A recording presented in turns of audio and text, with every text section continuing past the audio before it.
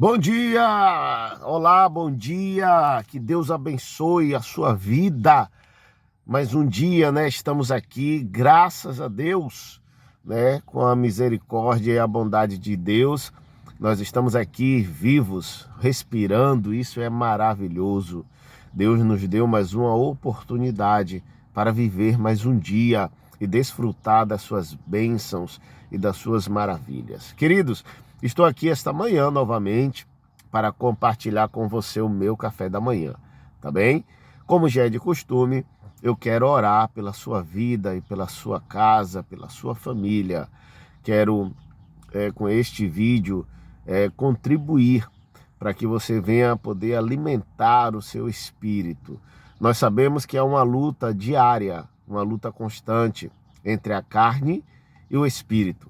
E aquele que for mais alimentado, esse certamente vai ganhar essa luta, onde nós travamos todos os dias, não é? Então, assim como o nosso corpo ele precisa de alimento, o nosso espírito também precisa de alimento para se fortalecer. E o alimento do espírito é esta aqui, ó, a palavra de Deus. Tá um pouco aqui gasta, tá um pouco velha, mas o que importa aqui é o seu conteúdo. Amém? Deus é maravilhoso. Aleluia. Bom, antes de orar por você, antes de orar pela sua vida, eu quero aqui deixar uma palavra de Deus para você, tá? Se encontra aqui no livro de Isaías. Se você tiver a sua Bíblia, nos acompanhe, por favor. Isaías, capítulo 34. Eu vou ler só alguns versículos e depois nós vamos falar sobre isto aqui que eu estou lendo, para que nós possamos entender melhor aquilo que Deus fez e está fazendo concernente à sua vontade. Diz assim, ó: Chegai-vos, nações, para ouvir, e vós, povos, escutai. Ouça a terra e a sua plenitude, o mundo e tudo quanto produz. Porque a indignação do Senhor está sobre todas as nações, e o seu furor sobre todo o exército delas. Ele as destruiu totalmente, entregou-as à matança, e os mortos serão arremessados, e do seu corpo subirá o mau cheiro, e como o seu sangue, os montes se derreterão. Verso 4. E todo o exército dos céus se gastará, e os céus se enrolarão como um livro, e todo o seu exército cairá, como cai a folha da vide, e como cai o figo da figueira. Porque a minha espada se embriagou nos céus, eis que sobre Edom descerá, e sobre o povo do meu anátema, para exercer juízo. 6. A espada do Senhor está cheia de sangue, está cheia da gordura de sangue e de cordeiros e de bodes, da gordura dos rins de carneiro, porque o Senhor tem sacrifício em Bozara e grande matança na terra de Edom. E os unicórnios descerão com eles, e os bezerros como os touros, e a sua terra beberá sangue até se fartar, e o seu pó de gordura se encherá. Porque será o dia da vingança do Senhor, ano de retribuição pela luta de Sião. E os seus ribeiros transformarão em pés, e o seu pó em enxofre, e a sua terra em pés ardentes. Nem de noite, nem de dia se apagará para sempre a sua fumaça, subirá de geração em geração, será assolada, e de séculos em séculos ninguém passará por ela. Amém? Vou ler só até aqui. Bom, nós sabemos que Deus é amor. Amém? Mas da mesma forma que Deus é amor, Deus também é fogo consumidor. Então, muita gente se engana dizendo, Deus é amor, Deus é perdão. É verdade, Deus é tudo isso, mas Deus também é justo. E por Deus ser justo, Ele não permite que nós venhamos andar de acordo à vontade da nossa carne, que é amiga do mundo e inimiga dele. Para nós entendermos aqui esse texto a qual eu acabei de ler, em Isaías, verso 34, nós temos que ir lá para Gênesis, capítulo 25. E lá em Gênesis 25, nós encontramos a história de Isaac, filho de Abraão, e sua esposa Rebeca, dando à luz a 2 filhos gêmeos, Esaú e Jacó. A luta entre os 2 irmãos começou ainda no ventre da mãe e teve continuidade futura entre eles e a sua descendência, que vieram compor nações distintas. Esaú desprezou o direito da primogenitura ao vendê-lo a Jacó por nada mais do que um prato de guisado vermelho. Edom, que significa vermelho, passou a denominar uma das nações dos filhos de Esaú. Provavelmente ele era também ruivo, né? Está lá em Gênesis capítulo 25 e 30. Jacó levou a sério o direito da primogenitude. E mesmo não agindo de uma maneira nobre, ele enganou, né, o seu pai. Ele usurpou, vamos dizer assim, o direito do seu irmão, mas ele fez de tudo para consegui-lo com alto custo. Ele fugiu, ele se separou dos seus pais, provavelmente nunca mais viu a mãe. Ele foi explorado na casa do seu tio. Tudo isso que aconteceu com ele não justifica, mesmo porque Jacó significa enganador, significa usurpador. Mas Jacó tornou-se o pai de Israel, o povo escolhido de Deus, enquanto Esaú tornou-se o pai dos edomitas e de várias nações pagãs que tentaram destruir Israel. Nessa época do Êxodo, Israel pediu ao rei de Edom a permissão para passar pacificamente por sua terra. E esta permissão foi recusada. Está lá também em Números, capítulo 20, do 14 ao 21. Não muito depois disso, os amalequitas, também descendentes de Esaú, está lá em Gênesis capítulo 36, 12. Eles foram os primeiros a fazer guerra contra Israel em sua jornada em direção a Canaã. Os edomitas foram por um tempo conquistados por Davi, né? E mais tarde por Amazias, mas recuperaram a sua independência anos mais tarde, durante o declínio do reinado judeu, fazendo a partir daí contínua oposição a Israel. Eles uniram armas com os caldeus quando Nabucodonosor capturou Jerusalém e mais tarde invadiram e dominaram o sul da Palestina até Hebrom. Queridos, aqui nós encontramos a história de 2 irmãos, aonde se tornaram 2 nações.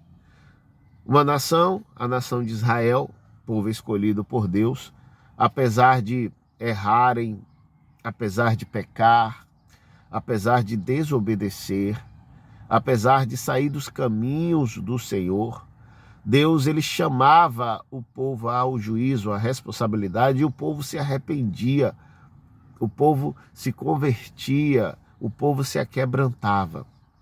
Mas, por outro lado, a outra nação criada pelo outro filho de Abraão, né? Ela não se arrependia, era um povo pagão, era um povo mundano, era um povo que não queria saber, o povo que ele não queria saber de Deus. Então, Deus deu muitas oportunidades para que essas nações se arrependessem, se voltassem para o verdadeiro Deus e deixasse de adorar deuses, ídolos feitos por mãos de homem, e andasse segundo a sua vontade, fazendo aquilo que a sua carne desejava. Mas eles não quiseram, eles eram rebeldes, eles só queriam guerra, eles só queriam destruir o povo de Deus. Então, chegou o momento onde a ira de Deus se estendeu. A ira de Deus foi derramada sobre estas nações. E por isso, o profeta aqui em Isaías, ele começa a falar o que Deus iria fazer a respeito dessas coisas. Quando você lê o verso de Isaías 34, você pensa, nossa, que Deus mau. Eu não quero um Deus desse para mim. Mas quando você começa a descobrir a história, o seu contexto, você vê que Deus ele fez de tudo. E se ele não tomasse uma posição, se ele não fizesse aquilo que ele fez, o mundo hoje provavelmente já estaria bem pior do que está hoje. Ele diz aqui, ó: chegai-vos, nações, para ouvir, e vós, povos, escutais. Ouça a terra e a sua plenitude, o mundo e tudo quanto produz. Porque a indignação do Senhor está sobre todas as nações, e o seu furor sobre todo o exército delas. E elas as destruiu, totalmente entregou-as, e ele as destruiu, totalmente entregou-os às matanças. Amém? Eu costumo dizer que é melhor nós obedecermos a Deus do que sacrificar. A própria palavra de Deus diz que o Senhor Deus ele não quer sacrifício, ele quer obediência. Ele não quer que nós venhamos rasgar as nossas vestes em sinal de humilhação, mas ele quer que nós venhamos rasgar os nossos corações na sua presença, para que de fato nós venhamos, através do arrependimento, mudar de direção, mudar de caminho, e assim ir em direção à sua bênção, à sua vontade, à sua palavra, aquilo que ele já propôs e determinou para as nossas vidas. Eu não sei qual a direção que você está seguindo, eu não sei qual o caminho que você está andando, mas eu sei que você sabe se esse é o caminho que agrada a Deus ou não. Porque todos nós sabemos quando estamos fazendo alguma coisa de errado, né? Todos nós sabemos. E não adianta vir com aquela desculpa, que a carne é fraca, que todos somos carne, que Deus ele perdoa, que Deus é amor. Não adianta, queridos, porque Deus ele fala na sua palavra: sede santo, assim como eu sou santo. O Salmo de número 1, ele fala: bem-aventurado o homem que não anda segundo o conselho dos ímpios, não se detém no caminho dos pecadores, e nem se assenta na roda dos escarnecedores. Antes tem o seu prazer na lei do Senhor, e na sua lei medita de dia e de noite.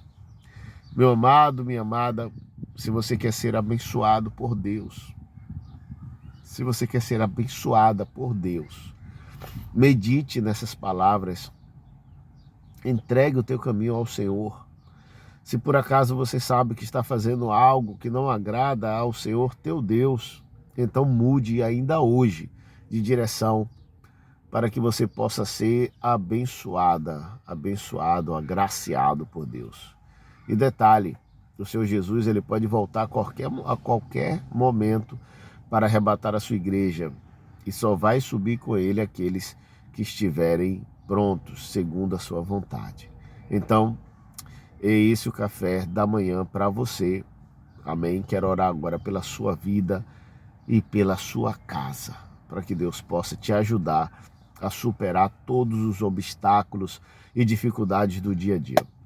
Oremos então. Querido Deus, neste momento, ó Pai, em que nós tiramos aqui para meditar na Tua palavra e na Tua vontade, eu quero, Pai, te pedir para que o Senhor possa, Pai, em nome de Jesus, visitar todos os Teus filhos e Tuas filhas, ó Deus, para que o Senhor possa, Pai, ajudá-los a estarem firmes nos Teus caminhos, sem olhar para a direita e nem para a esquerda.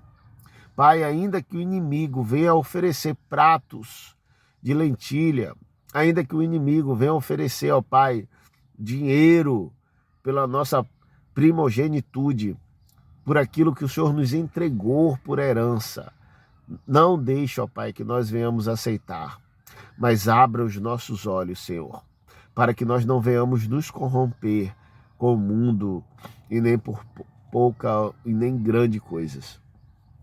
Pai querido, em nome de Jesus eu te peço, visite aquele que está triste, traga a alegria da salvação, visite aquele que está enfermo, Deus, traga, Pai, traga, Senhor da glória, cura para a sua enfermidade. Pai, visite aquele que está oprimido, deprimido, liberte ele, Senhor, dessa opressão, dessa depressão. Pai, em nome de Jesus, ó Senhor da glória, nós queremos te louvar, queremos te agradecer, queremos, ó Pai, bendizer e engrandecer o teu nome, porque nós sabemos que é só do Senhor que vem o nosso socorro, é só do Senhor que vem, ó Pai, a nossa esperança, é do Senhor que vem a força que nós precisamos para vencer todos os dias as dificuldades. Pai querido, em nome de Jesus, nós te louvamos, te agradecemos por mais um dia na tua presença. Muito obrigado, Senhor, em nome de Jesus. Amém? Queridos, que Deus abençoe o seu dia, abençoe a sua vida. Não esqueça de compartilhar este vídeo, não esqueça de se inscrever no canal, não esqueça de ativar o sininho aí, ó. Ative o sininho, não custa nada. Eu muitas vezes vejo muitos vídeos, gosto do vídeo, gosto do conteúdo e esqueço de ativar o sino. É uma coisa tão insignificante, mas faz uma diferença muito grande, né? Principalmente para quem está pregando a palavra, para que essa palavra seja anunciada para outras pessoas, para que o próprio YouTube possa enviar, né, esses vídeos para que outras pessoas também tenham acesso. Então vá lá, assine o sininho lá e inscreva-se no canal. Que Deus te abençoe e te dê aí um dia próspero em nome de Jesus. E amanhã nós estamos de volta aqui, se assim Deus o permitir. Que Deus vos abençoe. Amém e amém.